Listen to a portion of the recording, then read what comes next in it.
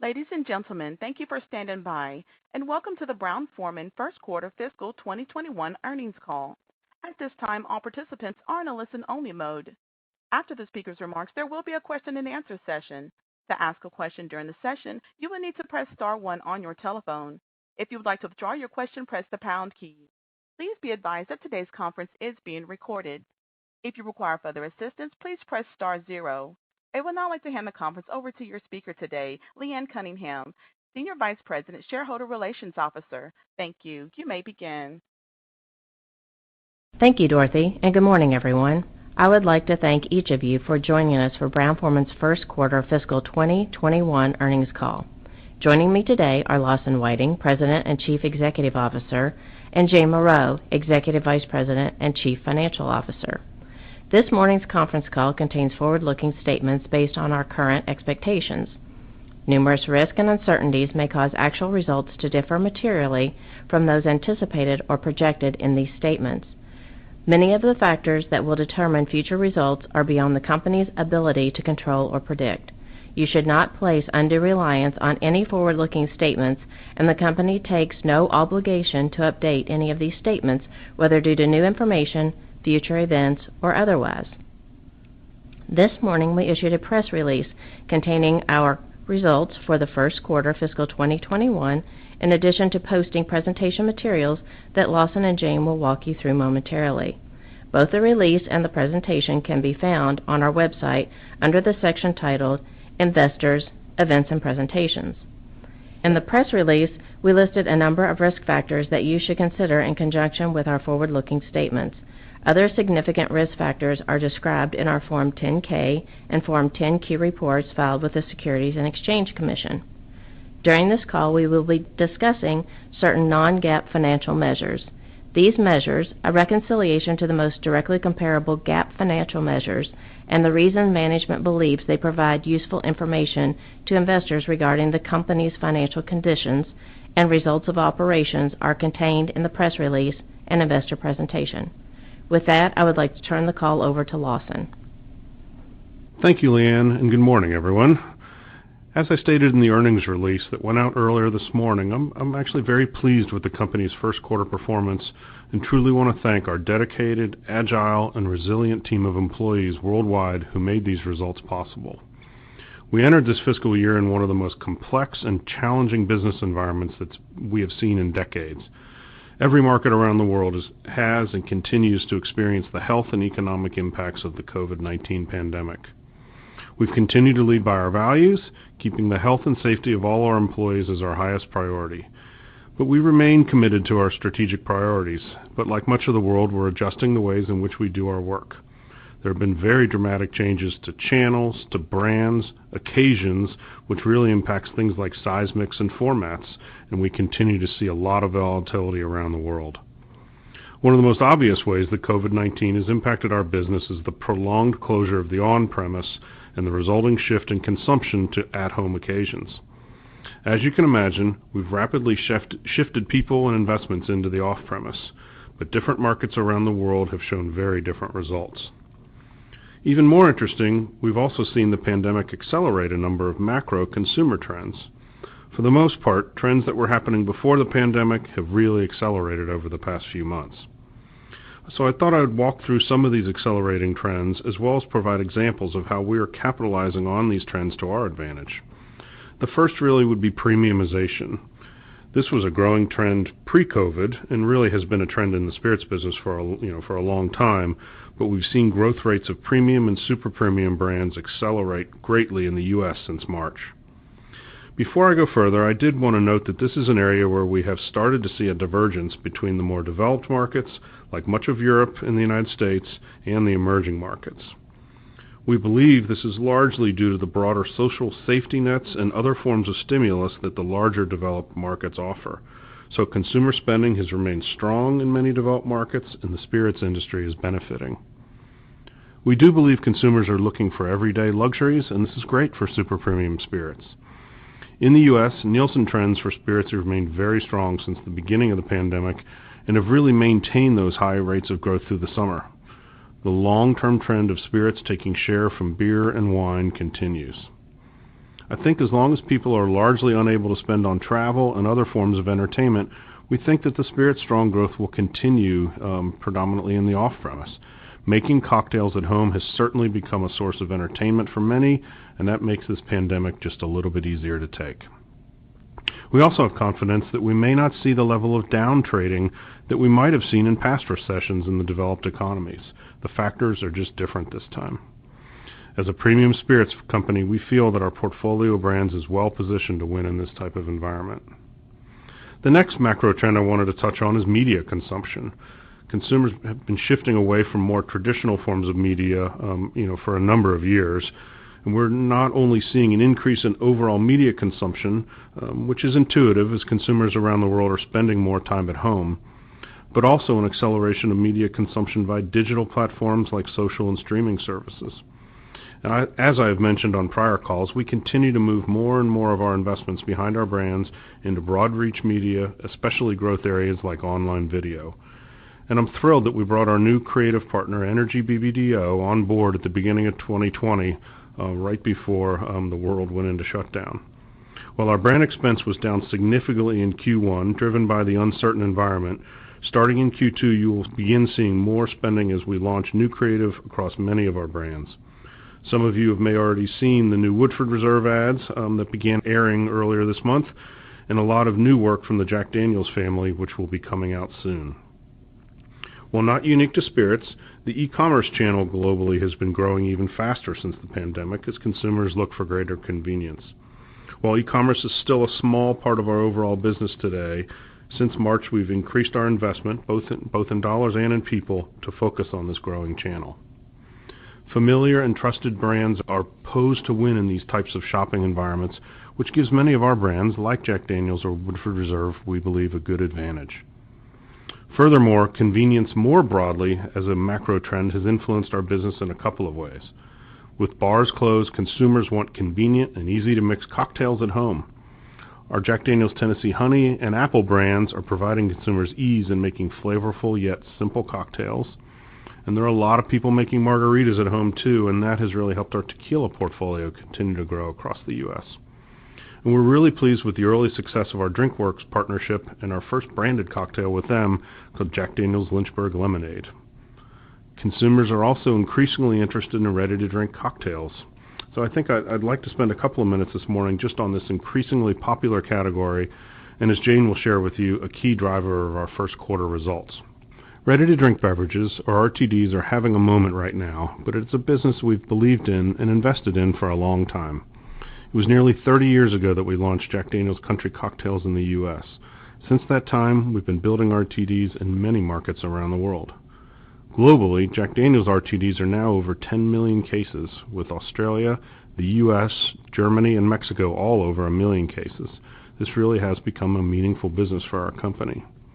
Jack RTDs were created to expand occasions where Jack could be enjoyed and focuses really on the key cocktail serves, such as Jack and Cola, Lynchburg Lemonade, and Jack and Ginger Ale.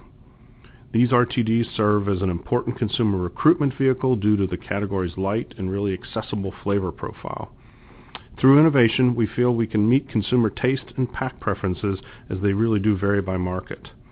Such recent examples would include Jack and Berry in Germany, Double Jack and American Serve in Australia, and then Jack Daniel's Country Cocktails Southern Peach and Southern Citrus in the U.S.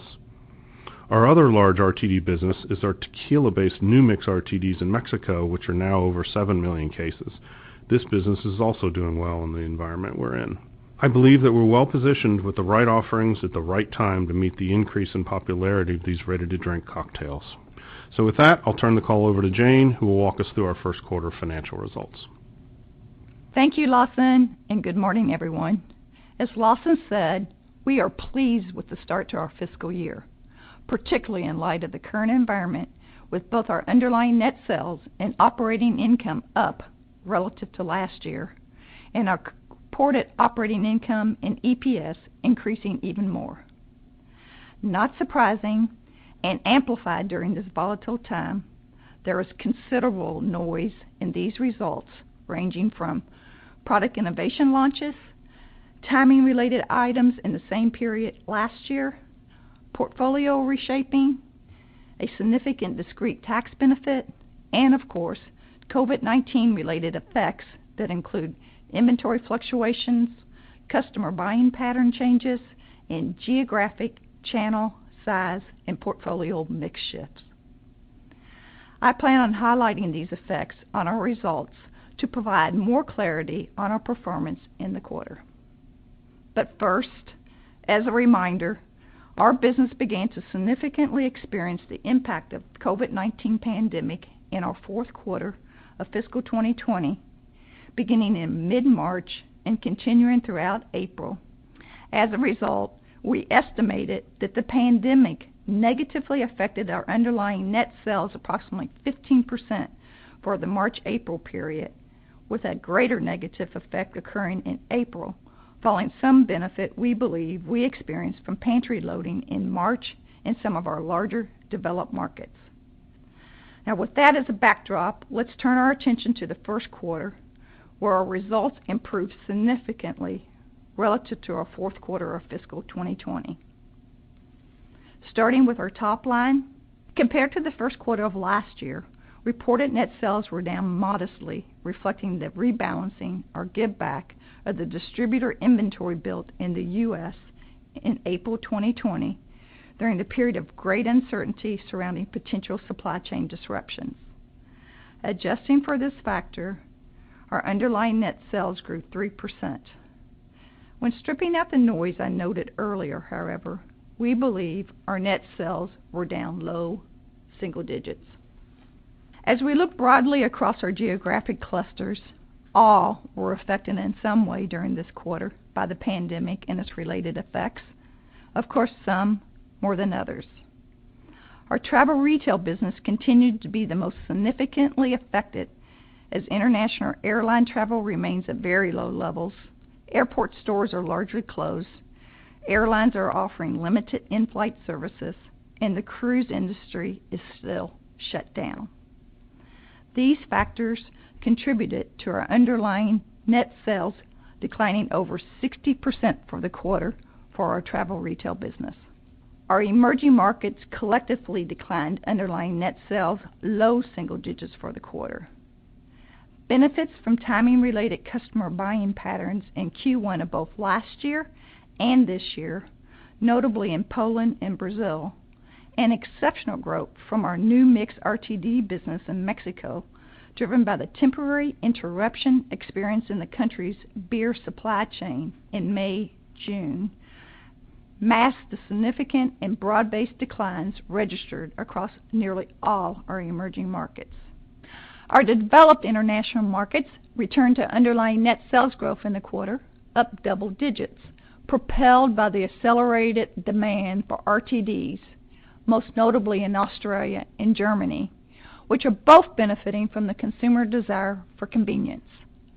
The launch of Jack Daniel's and Berry in Germany and Jack Daniel's Tennessee Apple in a number of key markets, including UK, Germany, and France, also contributed to the quarter-over-quarter increase.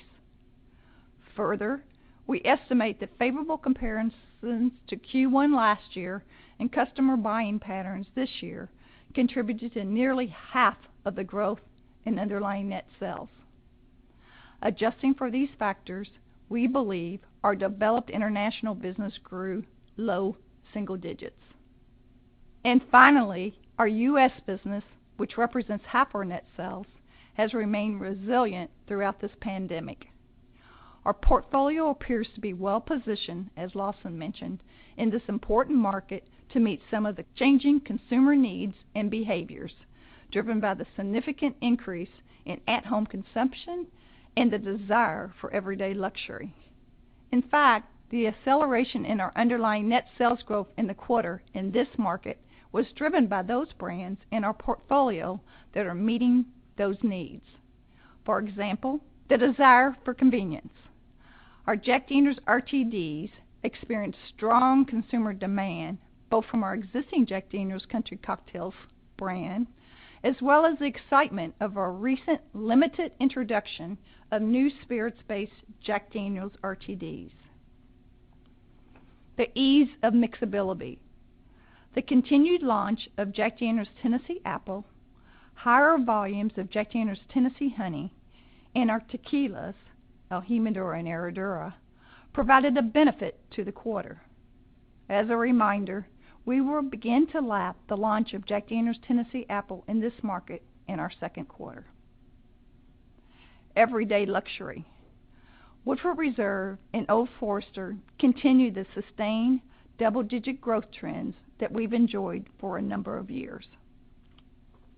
Now, I'd like to expand a bit further on Lawson's comments as they relate to the U.S. market by leveraging both Nielsen and NABCA takeaway information. Since the pandemic began, the off-premise takeaway trends for beverage alcohol significantly accelerated. We also note the acceleration in volumes in the off-premise has consistently throughout this period more than offset the declines in the on-premise, meaning overall TDS consumption volumetrically has increased compared to pre-COVID. Consistent with TDS, we have also experienced an increase in volumes.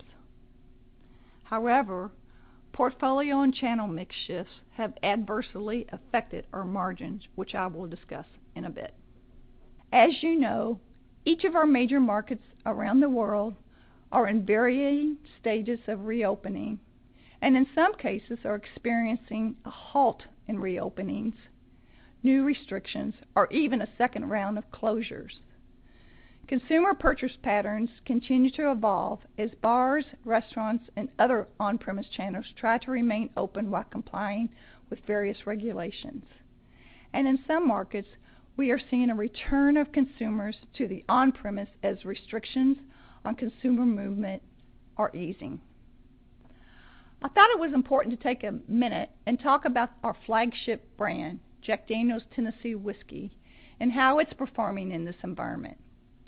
Overall, for the quarter, Tennessee whiskey volumes were down, with essentially flat volumes in the developed markets and declines in the emerging and travel retail channel. The shift from on-premise to off-premise consumption in the developed markets drove the brand's underlying net sales down further. However, overall, the brand remains quite healthy and is gaining share in the majority of its top 10 markets. In the brand's largest market, the U.S., volumetric trends are essentially consistent with pre-COVID trends. Now turning to our gross margin. For the quarter, our gross margin declined 320 basis points, which also resulted in our underlying gross profit dropping 1%. Higher input costs related to agave, lower volumes for Jack Daniel's Tennessee Whiskey resulting in a reduction in fixed cost absorption, and unfavorable mix drove our margin down. The mix impact reflects a shift in where consumers are buying our brands, from the on-premise to the off-premise and e-premise, and a significant acceleration in the rate of sales growth from our RTD portfolio. Combined, these shifts reduced our gross margin by approximately 100 basis points. Not surprising, given the rapid restrictions placed by the COVID-19 crisis in the timing of our quarter, our advertising investments were down significantly in the first 3 months of the fiscal year. This not only reflects a reduction of on-premise activations and the cancellation of consumer events such as summer festivals and sponsorships, but also our pause in the month of July on certain social media platforms, specifically Facebook and Instagram. In addition, and importantly, the reduction reflects the phasing of spending. For example, our investment in the Kentucky Derby has been shifted from Q1 to Q2 as the event was rescheduled. We expect our advertising investment to accelerate over the balance of the fiscal year. In the meantime, we have quickly adjusted our focus and resources based on the evolving landscape. Our underlying SG&A investment was down in the quarter as well, reflecting a significant reduction in discretionary spending, such as travel and entertainment and special meetings, as well as hiring freezes. As the COVID-19 pandemic and its effect on the global economy continues to evolve, we continue to closely monitor key indicators in each market, such as the stage of restriction, consumer trends and behavioral insights, and macroeconomic conditions. We believe this has and will continue to aid us in our frequent evaluations of the pace of recovery and where and when to invest. There are two items that positively impacted our first quarter reported results only. First, the sale of the Early Times Canadian Mist and Collingwood brands and the Canadian Mist production facility resulted in an EPS estimated gain on sale of 19 cents. Second, we recognized an 8 cents per share benefit related to a discrete tax item. These two items, combined with the increase in operating income from our business, resulted in diluted earnings per share increasing 73% to 67 cents. And finally, to our fiscal 2021 outlook. We continue to face substantial uncertainty, and that has not diminished since our year-end early June call. As a result of this uncertainty and volatility that we expect to persist over the months to come, and the low visibility we have on recovery, we are not able to provide quantitative guidance for fiscal 2021 at this time. With that being said, and more qualitatively speaking, as we think about our broad geographic clusters, we expect travel retail business to not recover and to remain down significantly for the year. Considering the benefits that aided our emerging markets' underlying top-line performance in the quarter and the continued expected shift in spending to value brands and essential needs, we expect the declines in our emerging markets collectively to increase compared to Q1 performance over the balance of the fiscal year. For our developed markets, we expect the volatility and uncertainty to remain high for the foreseeable future and hope to have a better understanding of such impact of volatility when we report our Q2 performance later this calendar year. Our non-branded business, dominated by sales of used barrels, is expected to continue to be a drag on our top-line performance this year, as it was in the quarter, reflecting the expectation of lower volumes and pricing. We believe the timing and strength of the on-premise channel recovery will depend on a variety of factors, but will look different and not at full capacity by the fiscal year end. Our gross margin will likely remain under pressure for the year, driven by the expectation of higher input costs and mix shifts. Where our gross margin ultimately lands will depend not only on the volumes of our business, but the mix of our business geographically, by portfolio, channel, and size. Regarding our operating investments, both advertising and SG&A, we believe we are well positioned to invest effectively as the recovery occurs. We expect overall operating expenses, notably our advertising investments, to accelerate as the significant year-over-year rate of declines in Q1 will not be sustained throughout the year. We, of course, will remain agile, diligent, focused, and disciplined on our investments as the environment continues to evolve. As it relates to our effective tax rate for the full year, we expect our tax rate from operations to be about 21% and our all-in tax rate to be in the range of 17 to 19%. In summary, while there is a lot of noise in our first quarter performance, we believe our results are solid amidst this very challenging environment. Our balance sheet remains strong, and our continuing capacity to generate solid operating cash flow is sound. As always, we will continue to manage our uses of cash thoughtfully. We believe these actions and strength will allow us to navigate this crisis as circumstances evolve, and we will emerge from this unprecedented time an even stronger company with healthier brands. And with that, this concludes our prepared remarks. Dorothy, you may open the line up to questions. At this time, if you would like to ask a question, please press star, then the number 1 on your telephone keypad. That is star 1 to ask a question. We will pause for just a moment to compile the Q&A roster. Our first question comes from the line of Peter Grom with J.P. Morgan. Hey, good morning, everyone. Can you guys hear me? Yes, good morning. So I was hoping you could help us understand the phasing of the quarter. You show that one slide with March and April performance in each market, and then just kind of the drastic improvement in Q1. And I know you talked about some of the timing-related items that helped, but could you speak to or help us quantify the sequential improvement in trends that you saw in June and July, both from a channel standpoint but also in key regions? And then, just to the extent that you were willing to share, how did the trends progress in August? Thanks. Yeah, let me start off. I know you asked a lot here, and I think make sure I understand. You're focusing specifically on the top line. Is that correct? That's right.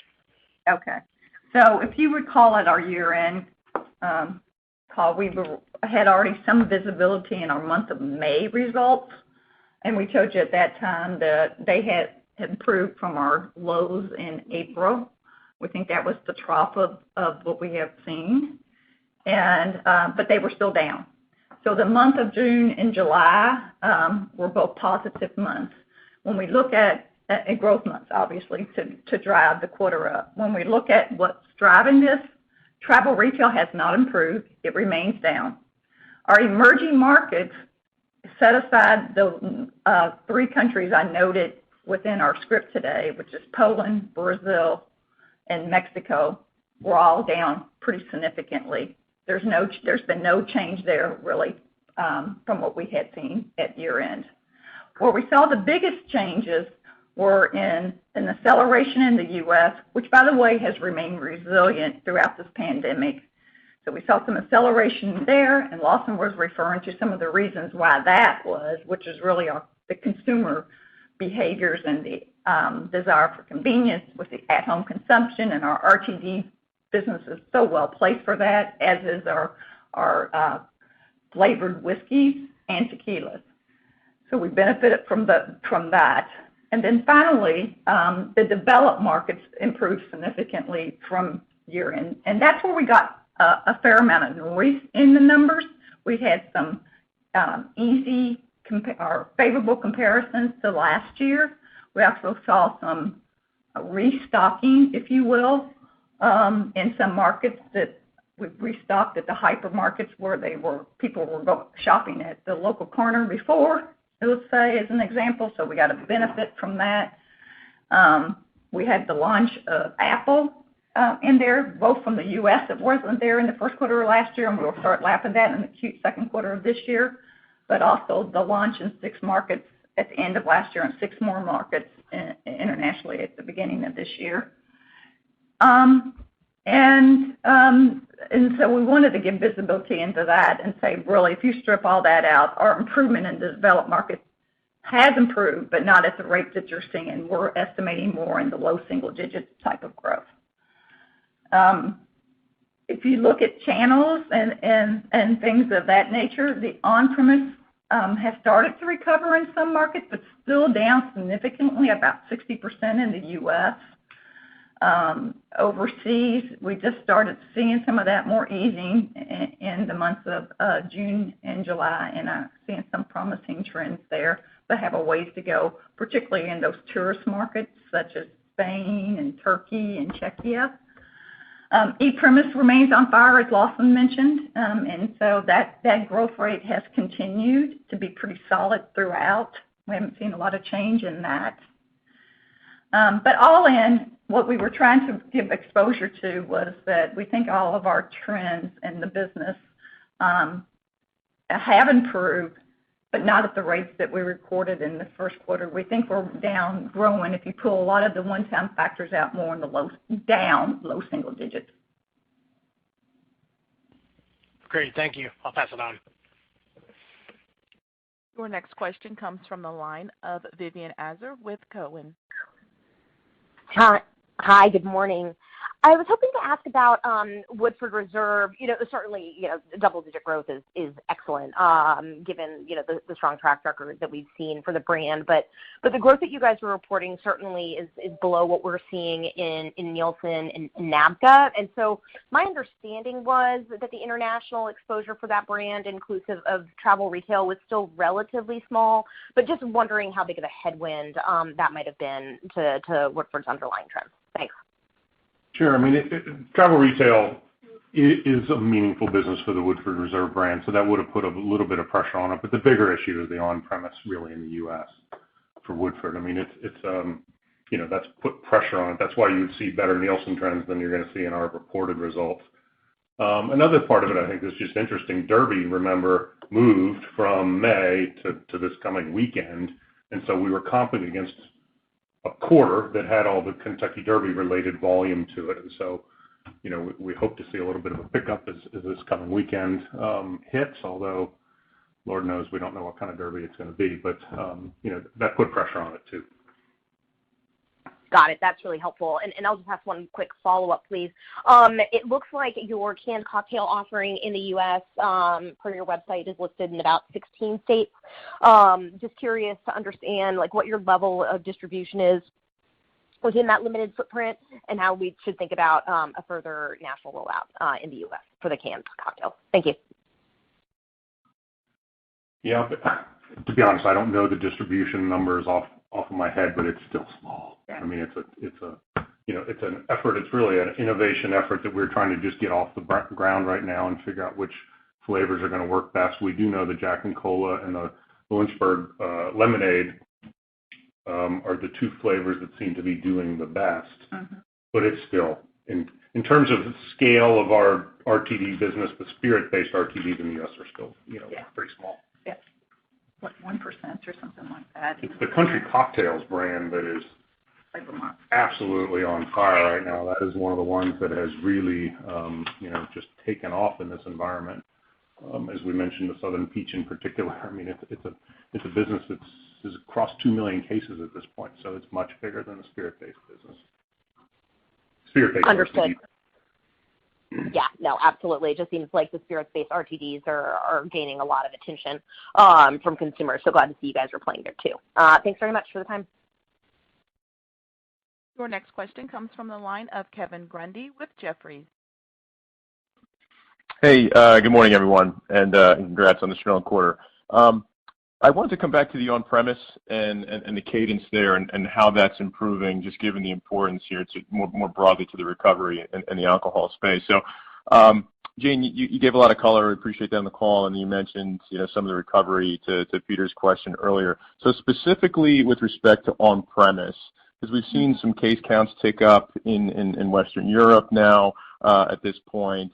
Can you just talk a little bit about what you're seeing, specifically on-premise, for July and August? Has that sort of hit a little bit of a pause, or did you see continued improvement here exiting the quarter?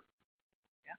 I think to your question, in the U.S. we have seen it more leveled out, and again, year over year.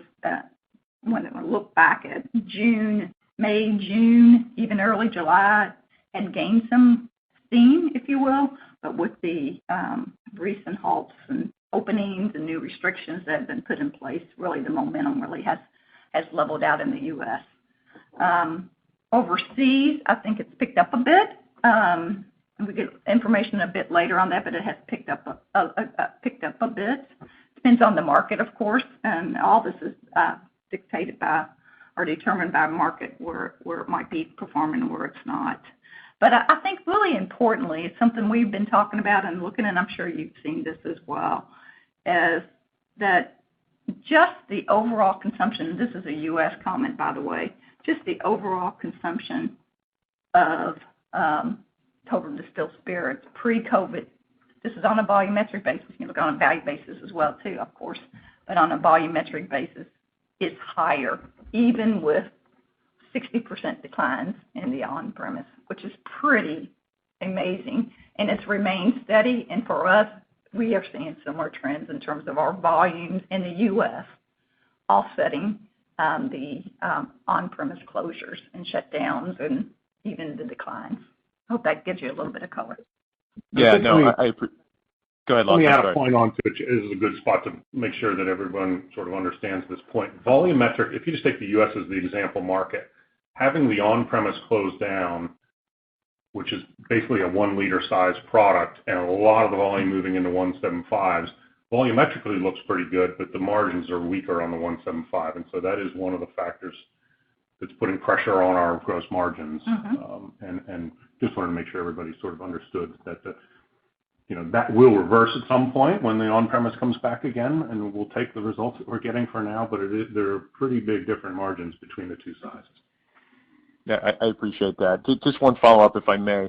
So, Jane, just with respect to advertising, which was obviously down pretty sharply year over year, do you expect it to be up for the entirety of the year? And maybe give us a little bit of help, if you would not mind, just on the cadence for the balance of the year and sort of the quarterly sequencing. I think that would be helpful. And then I'll pass it on. Thank you. Yeah, sure. I'll try to do that, Kevin. It's such a volatile environment now, and as you can imagine, we're watching closely and being thoughtful in terms of when and where we invest, and behind what brands and channels and the like. So what we did in the first quarter, as you noted, and not surprisingly, in terms of how our quarter fell, which was so close to the beginning of COVID, we really did step back and pause and reflect and evaluate what consumers listening, what's the appropriate type of spending for our brands, and so forth. And so, as you did note, it was down significantly. We do not, as both Lawson and I mentioned, we do not expect it to be down for the year like it was in the first quarter. Where we land in the year, we're going to be very agile about this. You will see quite a bit of an acceleration in our second quarter. Lawson mentioned this because this is also when we're going to be launching some new creative. The shift of the Derby, if you will, from the first quarter to the second quarter will be, you'll be noticeable pickup in spending there. And just the number of activities that we've got going on that we believe will be funding behind. In terms of trying to get down to any quarterly phasing, that's about as far as I can go now. As we expect to pick up in the second quarter and the third quarter for sure. Remember, last year's fourth quarter was down because of the on-premise closures, the cancellation of events, and we'll be cycling against that in the fourth quarter. But as always, we want to be thoughtful, prudent, agile, and adjust accordingly where the consumer is. And that's about all I can give you right now. It's very uncertain. Got it. Thanks so much. Good luck. Our next question comes from the line of Steve Powers with Deutsche Bank. Yes. Hey, good morning. Good morning. Could you talk a little bit more about the ready-to-drink launch that you began this past quarter in the U.S. and where we are in that relative to it being a fully national rollout? And more generally on the ready-to-drink portfolio as it evolves, and this is sort of with a global lens, can you just dimension for us a bit as to how you think that's going to impact your P&L from a margin perspective? Okay, well, look, I'll start with the U.S. RTD thing, and I'm not repeating what I said to a question a couple of minutes ago, but country cocktails remains the majority of our RTD business in the U.S., and it is on fire. It is up significantly over this past quarter. The spirit-based, and that's a malt-based product. The spirit-based RTD, which is I think what you're asking about, is still, it's less than 50,000 cases. It's in 14 states, and it's, we're seeing it now, and it is, everything is essentially on fire in the RTD space these days a little bit, and our timing, I think, was pretty good. But, it is, as to why, I think is maybe a good part of the question, as all of a sudden these things have, gone from sort of lukewarm growth rates to really spiking up. And a lot of it's just fitting lifestyles that are out there right now. It's obviously people are at home and they want it to be simple. And so people really do turn to these both simple RTD, simple drinks. Obviously, you're just opening up a can, or even very mixable products that we have, which is why we think honey, as an example, is doing so very, very well right now. And our apple launch is actually doing quite well right now. So we're getting a lot of interest in it, but as I say, it's only in, 14 states. So these are early days while we figure out, quite honestly, what the consumer is willing to pay for in pricing and what flavors they like the best. Yeah, and the spirits-based RTDs in the U.S. are phenomenally growing, as are the malt-based. So I'll just pick up on part 2 of your question, and just building on Lawson's comment about the RTDs and playing an important role in this environment for the home consumption and convenience occasion and cocktails and so forth. But what you're asking, I believe, is about the degradation on margins. And I will say, in the first quarter, we talked about the degradation of both channel and portfolio having about a 1 percentage point, 100 basis point impact. And a big piece of that, as it related to the portfolio, were the RTDs, but more specifically, it was really the new mix RTD, which we found, and as we said in our script, was one time, we think, in nature because of the temporary disruption of the beer industry in Mexico. With that being said, we have fretted about this for some time, but in the environment like this, we think the volume and the sales generation vehicle for our brands are more important.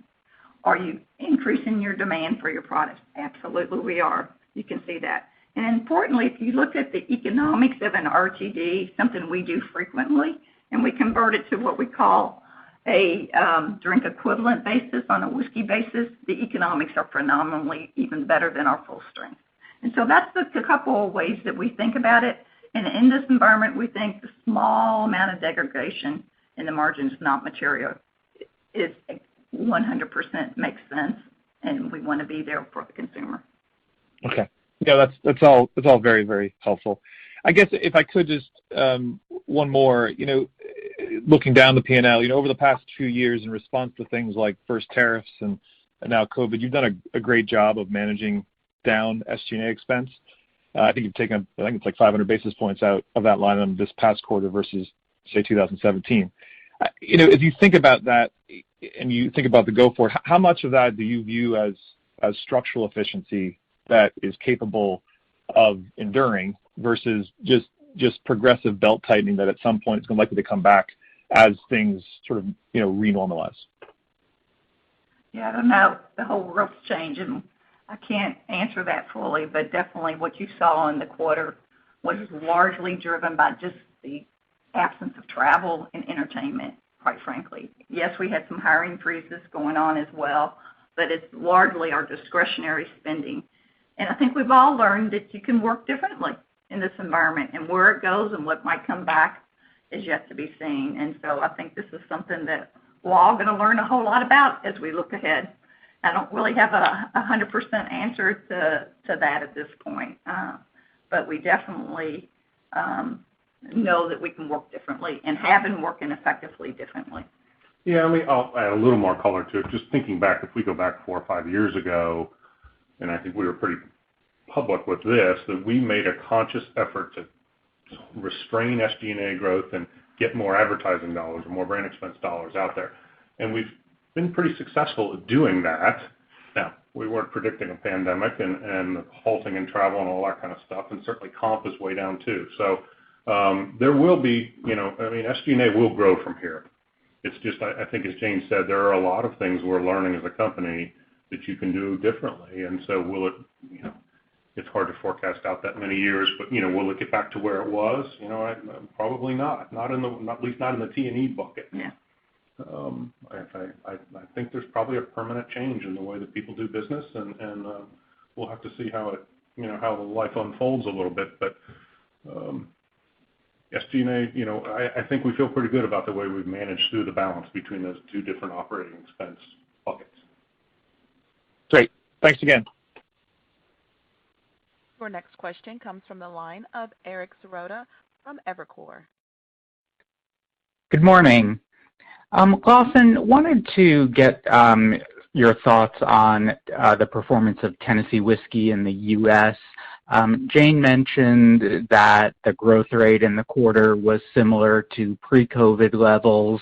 I've heard you say in the past that that level of growth was sort of below your long-term aspirations or what you hope for or what you expect for the brand. Could you talk a little bit about plans to accelerate that growth, how dependent upon the reopening of on-premise those plans are. Certainly your overall portfolio growth in the U.S. was phenomenal, especially in light of what Tennessee Whiskey did in the quarter, but just wanted to get some color as to how you're thinking about Tennessee Whiskey going forward. Sure. Well, I mean, a couple of things. One, to point out the Jack Daniel's family globally, not asking about the U.S., but globally was still plus 3%. So in the middle of a pandemic, generating 3% sales growth on the entire family, I think, we're pretty happy with that. Now, focusing just on Tennessee Whiskey itself, and I will talk about the whole world for a second, then I'll go more to your U.S. question. But keep in mind, Jack Daniel's Tennessee Whiskey, so Black Label, is one of the largest on-premise brands in the world. I mean, it is in nearly every bar around the world. And so that business, that's why that number is down somewhere, 7% down for the quarter on a basis. A lot of that is on-premise. In the U.S. itself, 30%-ish of its volume is in the on-premise, and that went down drastically. So, making it up with pretty dynamic off-premise growth, I mean, that feels pretty good. I think the Nielsen numbers on Jack are somewhere in the high teens now, something like that. So you are getting on a brand that's north of 5 million cases, to get that much off-premise growth is pretty. I mean, those are big numbers. So now, how or what are we going to do differently a little bit about it? Because you're right, it's we aren't happy with the growth rates that we've been seeing on Jack on Black Label the last couple of years. A lot of it does have to do with we're going to rely a fair amount on these new campaigns that are coming out. We've been working with this new advertising agency, since they were hired in January, and so obviously they went in shutdown mode. But bringing out an entire new campaign with a whole bunch of money behind it is in our plans for the next 6 months. And so, we're doing a lot more other things than that. Obviously, the brand building model is on hold, not on hold, but I mean, the way you do it is going to be very different in this environment than in a normal place, and you've got to find ways to get to consumers, that are outside of the bars. But I think we'll be pretty effective in communicating that and getting that to them. And as I say, I think the U.S. Jack Daniel's business is in pretty good shape. I'd also highlight Gentleman Jack as an example, which is largely a U.S. brand. It's up 17% for the quarter. That's the best growth rate we've seen on Gentleman Jack in a long, long time. And then Tennessee Honey, too. We talked about that a little bit earlier, but that brand is also on fire. So the family itself, I think we feel pretty good about. Yeah. And actually, just to build on what Lawson said, the volumes in the U.S. were flat. That's pretty good. I mean, it's basically unchanged pre-COVID. Yeah. But we have, even though Tennessee Whiskey is higher skewed toward the on-premise than the rest of the American whiskey, I think that's 30% versus 18%. We were able to offset that loss of that business, which I think is pretty strong for the brand in this environment. And then, more importantly, just to build on Lawson's comment about the full family of brands, he just referenced Honey. We're in our 9th year of that brand, and it's growing high single digits, which is fascinating and amazing. We're approaching 2 million cases, and the brand is actually bigger outside the U.S. It's over 1.1 million cases than it is in the U.S., and they're both growing high single digits, which leads us to the comment about and the performance about the brand and how we think about the innovation that we just did with last year, which was Jack Daniel's Tennessee Apple. Because what we're seeing in a number of markets overseas where we've introduced it is we're performing at or above rates at the same point in time as Honey, which holds well for that brand in markets outside the U.S. Great, that's really helpful. Oh, sorry. We're looking at the whole franchise. Great, that's really helpful. One follow-up in terms of the pricing and promotional environment. Earlier in the year, I guess pre-COVID, there were some comments about the degree of competitive promotion moderating a little bit in the TDS market. Now, I realize there's been a lot of noise since COVID with with brand owners and retailers pulling back on promotions, when everyone was trying to keep the shelves stocked. But yeah, I guess more recently, what are you seeing in terms of the promotional environment and the competitive intensity, particularly from some of the players that have been aggressive at times? I don't. The promotional environment hadn't changed a lot compared to where it was 2 or 3 months ago. It's still, we've used the line, customers are they're buying, they're not shopping. They're going into these stores with their masks on and their hats on, and everybody wants to get in and out as fast as they can. And so the retailers have pulled so many promotions, and they're the ones who have pocketed a lot of that different margin right now. And so we need to do a better job at getting our own piece of that. And I know there's a lot of effort behind that right now, because I do think this is an environment where we want to see pricing going up. And that's an effort that we're going to have really around the world over the next few quarters, that we're going to push pretty hard to try to see some margin improvement there. Great. I'll pass it on. Thank you. Your next question comes from the line of Bill Chappell with Truist Securities. Thanks. Good morning. Morning, Bill. Hey, morning. Just a quick question back on gross margin. Trying to understand with RTDs, will the impact get better, meaning not as bad as you scale up, or are you putting investments behind RTDs where it won't be as dilutive to margins over time? And also, with that in mind, can you give us some kind of guidance on what the divestitures do to gross margin for the next year? I mean, I'll start with the last part of your question in terms of Early Times and Canadian Mist. They're very, very small impact on our business. They will have a slight benefit to our top line and to our gross margins, but very slight. I wouldn't count on a couple tenths of a point, if any, more than that. So just to knock that out of the way. In terms of the RTD business and where it might go and whether it will have more pressure on the margins or not, what I was referring to in the first quarter was we had an outsized impact from New Mix, and it was our number one driver of growth in the quarter, if you look at it on a standalone brand basis. And that, we don't expect that margin pressure or that margin item to continue. But even with so, we still are looking at this, as I said earlier, from the growth and appealing to consumers, and our top line growth is important in this environment. I mean, we've had sort of internal conversations on it. Right now in this environment, I'll take the dollars if it impacts your percentage a little bit. But at this point, we'll take it. And it's not, you mentioned, they're really not going to be margin improvements within the RTD world as you get efficiencies and things like that. It's more just that the fact that it's becoming a bigger part of our business, and they inherently have lower gross margins. So. Yeah, and I was saying that okay. These wouldn't be as margin.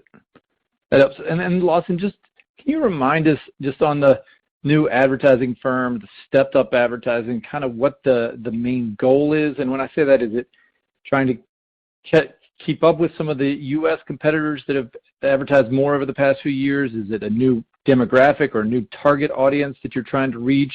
Or is it just more? Or, just trying to understand, as we see the commercials, they do look different a little bit than some of the past messaging. And so maybe just what the goal is over as it gets restarted, what that means. Well, I mean, it is, look, we want to get back our share of voice, which admittedly we've lost a few spots in that over the last couple of years. And so we're pretty adamant about gaining on our share of voice, and particularly in the U.S. market, but that does include other places too. And so there's a couple different ways we're coming. I mean, obviously with the on-premise closed and events not happening and all that, you get incremental money there. And I imagine every competitor in our industry will get that too. But a lot of it is also, you think about how much we took it down in Q1, and we're saying we're going to get back, we'll have to see what the full year turns out to be, but it will be pretty dramatic increases over, between now and, say, Christmas. And we'll see what happens. It's not really going at, by the way, it's not really going at a new consumer necessarily. We've always felt that we've got sort of legal drinking age all the way to, we say, LDA to DND, legal drinking age to damn near dead. That is still the plan. And we're going to work hard at getting that back again. Okay, good. Thank you. Our final question comes from the line of Brian Spillane with Bank of America. Hey, good morning, everyone.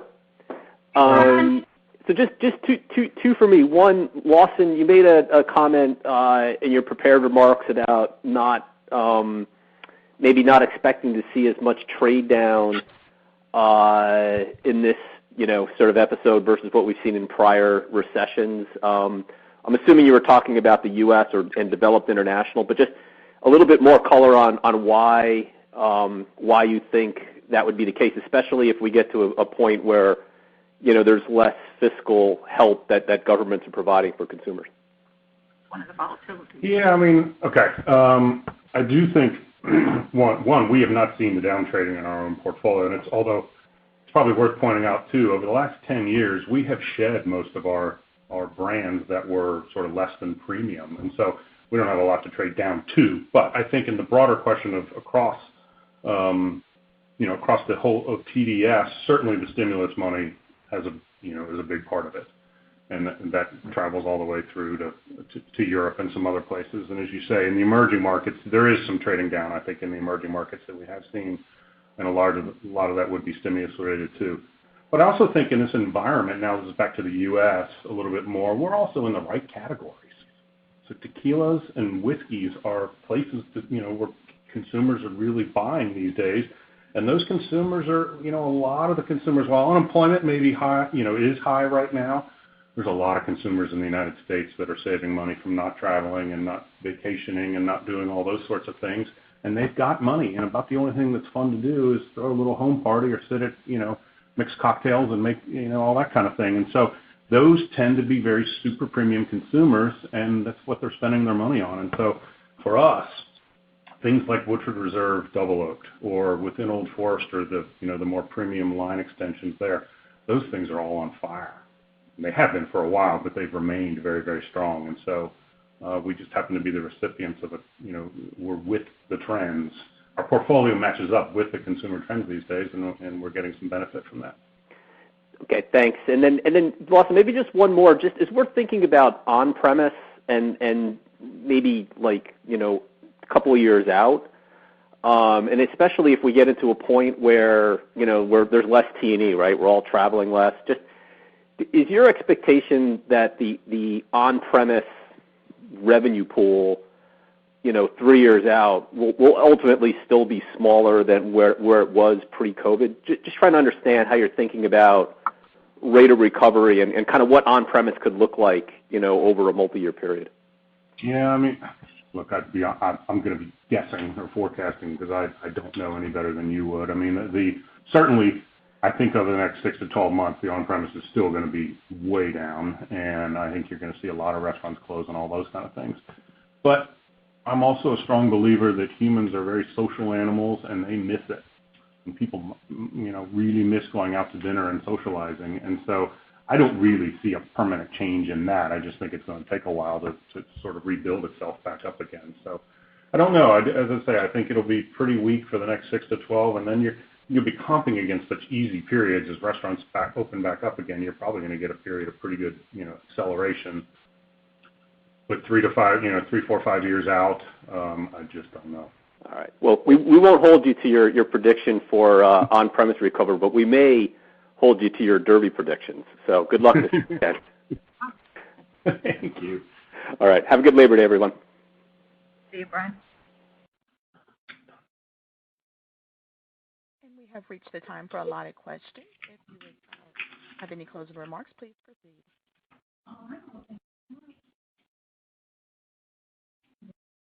Thank you, Dorothy, and thank you, Lawson and Jane, and to all of you for joining us today for Brown-Forman's first quarter fiscal 2021 earnings call. If you have any additional questions, please feel free to contact us. For those of you in the United States, we wish you an enjoyable long Labor Day weekend. Thank you. Happy Derby. Thank you, ladies and gentlemen. That does conclude today's conference call. We thank you for your participation and ask that you please disconnect your line.